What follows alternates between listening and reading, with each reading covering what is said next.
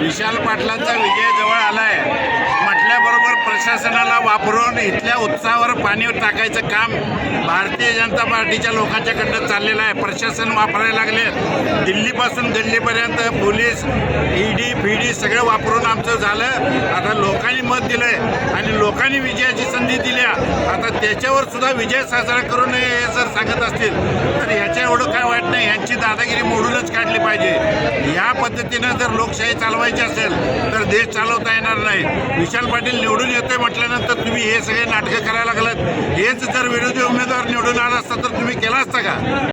संपूर्ण देशाच्या निवडणुकीकडे सर्व जनतेचं लक्ष आहे आणि त्याच्यासाठी इथं स्क्रीन लावण्यात आलेली आहे, परंतु पोलिसांनी येऊन ते स्क्रीन बंद करायला सांगितलं। हे जर भाजपची शीट आघाडीवर असते तर त्यांनी